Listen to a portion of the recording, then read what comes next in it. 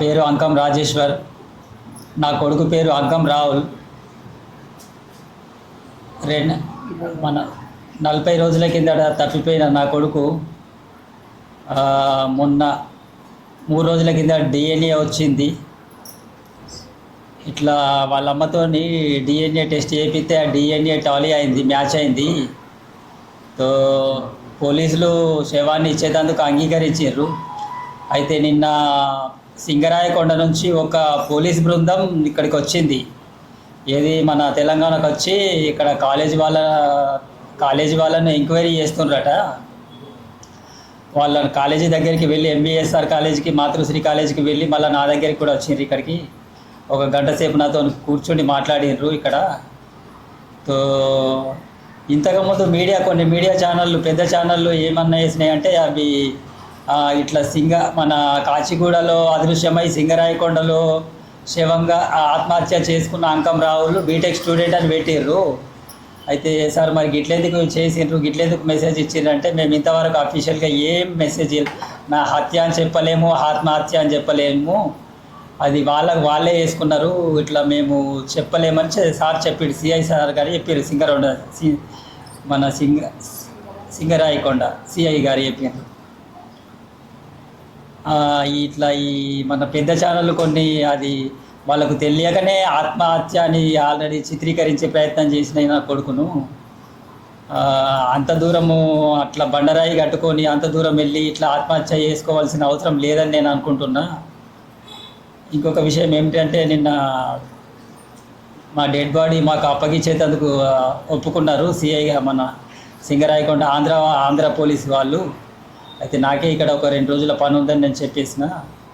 So ఇంకొకటి ఏంటిదంటే అక్కడ మేము మాతృశ్రీ కాలేజీ కానీ ఎంబీఎస్ఆర్ కాలేజీ కానీ 2 కాలేజీల దగ్గరికి పోయి మరి ఇట్లా 10 రోజులైనా నా కొడుకు కాలేజీకి రాకపోతే ఒక మెసేజ్ పెట్టలేరు, కనీసం ఫోన్ చేయలేరు. ఒక్కరోజు కాలేజీకి రాకపోతే నాకు మెసేజో లేదని అంటే నాకు ఫోనో చేస్తే నేను మా కొడుకు ఫోన్ చేసి బాగోగులు నేను తెలుసుకుంటుంటే కదా అని వాళ్ళని అడిగినా కానీ వాళ్ళ ఏం సమాధానం లేదు. ఇట్లా మరి మా కొడుకు చనిపోయిండు, దీనికి బాధ్యత ఎవరు? అక్కడ తల్లిదండ్రులుగా మా కొడుకును మీ కాలేజీలో చెప్పినాము, ఫీజులు కట్టినాము లక్షలు. మరి ఇప్పుడు మీ దగ్గర ఉన్నప్పుడు మరి ఇట్లా మృతదేహంగా మాకు దొరికిండు, మరి బాధ్యత ఇవ్వాలి అని అంటే వాళ్ళు ఏం పట్టించుకుంటారు లేరు. కాలేజీలో నిర్లక్ష్యం. అవరు ఎంబీఎస్ఆర్ కాలేజీలో ఎవడైతే మా కొడుకుకు ధమ్కి ఇచ్చిండో వాళ్ళ మీద కూడా ఏం చర్యలు తీసుకోలేరు ఇంతవరకు. ఎవరైతే ఆ అమ్మాయికి చాటింగ్ ఏమో చేసిండట వాళ్ళ మీద కూడా ఏం చర్యలు తీసుకోలేరు. సో దయచేసి ఇప్పుడు మీ మీడియా మిత్రుల ద్వారా కనీసం ఈ విషయాలన్నీ పై వరకు చేరి మాకు న్యాయం జరుగుతుందని, అలాగే మా కుటుంబానికి న్యాయం జరుగుతుందని మేము కోరుకుంటున్నాం. రాహుల్ వాళ్ళ అమ్మను. నా పేరు వనిత. మా అబ్బాయి మిస్ అయిందని 21 నాడు కంప్లైంట్ ఇచ్చినాం. అప్పుడు జూన్ 7 నాడు చనిపోయిందని సింగరాయకొండ కాడ తెలిసింది.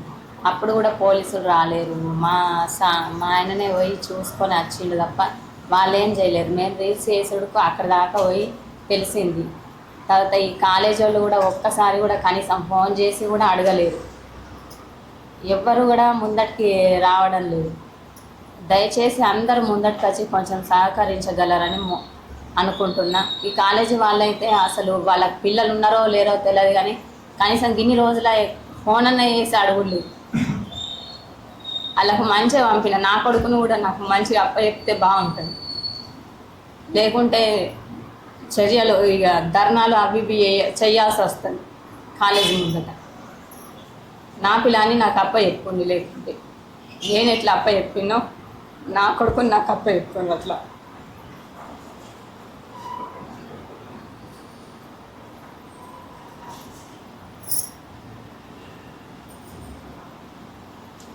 పోలీసులు వచ్చి ఏం చెప్పారు? నిన్న పోలీసులు వచ్చి అయితే డిఎన్ఏ మ్యాచ్ అయింది కదా, మేము ఇచ్చేటందుకు అక్కడ మా ఎంఆర్ఓ గారు ఒప్పుకున్నారు.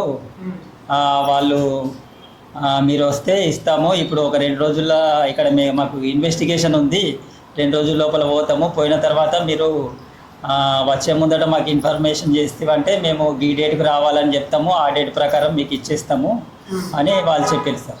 ఇప్పుడు డెడ్ బాడీ తీసుకోవడానికి మీరు ఓకేనా, రెడీగానే ఉన్నారా? మేము రెడీగానే ఉన్నాం, తెచ్చుకొని మా ఊళ్ళోనే మేము మా సాంప్రదాయం ప్రకారం అంత్యక్రియలు మేము చేసుకుంటామని మేము ముందే చెప్పినాము, ఇప్పుడు కూడా చెప్తున్నాం. మేము తెచ్చుకునేది అందుకు సిద్ధంగానే ఉన్నాం. మరి నిన్న పోలీసులు వచ్చారు కదా మా సింగరాయకొండ పోస్ట్ మార్టం రిపోర్ట్ వచ్చింది, ఫైనల్ ఎఫ్ఎస్ఎల్ ఇంకా రాలేదని అన్నారు. ఓన్లీ ప్రైమరీ మాత్రం వచ్చింది కానీ ఫైనల్ రాలేదు. అందుకే మేము మీకు ఏం చెప్తలేము, ఇన్వెస్టిగేషన్ పూర్తి కంప్లీట్ కాలేదు కాబట్టి మేము ఇంకా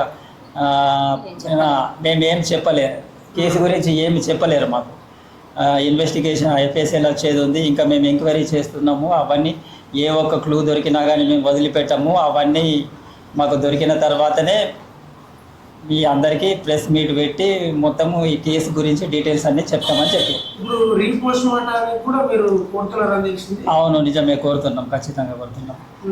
ఎందుకంటే మాకు అనుమానం ఉంది, అంత దూరం వెళ్ళి చావాల్సిన అవసరం లేదు నా కొడుకు అని మాకు అనుమానం ఉంది. అవరు ఈ మరి దాని వెనుక ఎవడన్నా పెద్ద తలకాయ ఉందా లేదంటే పెద్ద ఎవడన్నా పొలిటీషియన్ ఉన్నాడా మాకు తెలియదు కాబట్టి ఇక్కడ మాకు అంతగానం నమ్మకం అనిపించలేదు కాబట్టి మేము రీపోస్ట్ మార్టం కోరుతున్నాం.